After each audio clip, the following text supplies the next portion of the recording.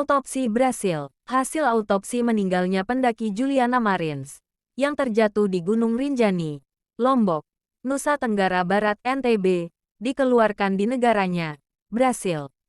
Hasil autopsi kedua di Brasil menerangkan bahwa Juliana masih hidup selama 32 jam sejak terjatuh pertama kalinya. Petugas koroner dari Polisi Sipil Brasil, Reginaldo Franklin, menemukan beberapa larva di kulit kepala Juliana Marins yang membantunya memperkirakan waktu kematian pendaki tersebut. Menurut Franklin, Juliana masih hidup selama 32 jam sejak jatuh yang pertama. Pada tanggal 22 Juni siang, waktu Indonesia, ditambah 15 menit, Juliana Marins meninggal dunia. Ia masih hidup selama kurang lebih 32 jam, ujarnya dalam konferensi pers, seperti diberitakan G1, Jumat 11/7.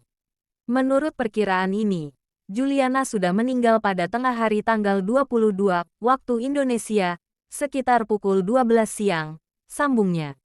Sementara Nelson Massini, ahli dari pihak swasta yang juga ikut mendampingi penyelidikan, mencatat bahwa Juliana mungkin telah menderita cedera paha saat jatuh pertama kali. Kejatuhan pertama itu diperkirakan terjadi saat Juliana tergelincir 60 meter dari jalan setapak dan terus jatuh ke bawah sejauh 220 meter. Juliana kemudian terpeleset lagi sedalam 60 meter dan sempat bertahan hidup 15 menit dalam kesakitan sebelum akhirnya wafat. Ia terus jatuh hingga titik terakhir jasadnya ditemukan, yakni 650 meter di bawah. Autopsi RI. Sementara hasil dari autopsi yang dikeluarkan dari pihak Rumah Sakit RS Bali Mandara menunjukkan bahwa ia meninggal 20 menit setelah jatuh di Gunung Rinjani. Juliana meninggal dunia karena mengalami benturan keras, bukan karena hipotermia. Dokter spesialis forensik RS Bali Mandara Ida Bagus Putu Alit mengatakan, Juliana mengalami luka paling parah di dada akibat benda tumpul. Jadi kalau kita lihat yang paling terparah, itu adalah yang berhubungan dengan pernapasan. Yaitu ada luka-luka terutama di dada-dada, terutama di dada-dada bagian belakang tubuhnya.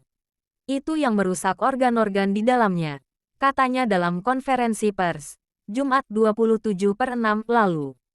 Alit berujar, korban juga mengalami luka lecet geser di sekujur tubuh akibat jatuh, terutama di bagian punggung serta anggota gerak atas dan bawah.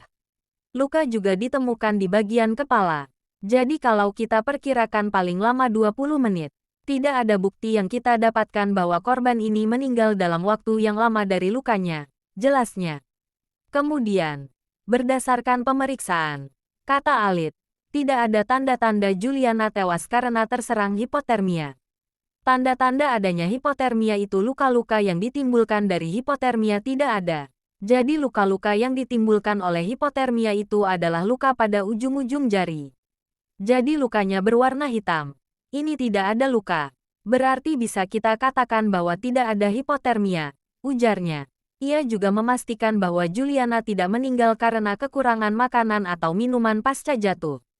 Kalau kita lihat penyebabnya yang langsung itu pasti kekerasan. Jadi kita juga melihat adanya pendarahan yang memang jumlahnya sudah begitu besar dalam rongga tubuhnya. Jadi yang menyebabkan langsung itu adalah kekerasannya. Jadi benturannya, ujarnya. Sumber, CNN.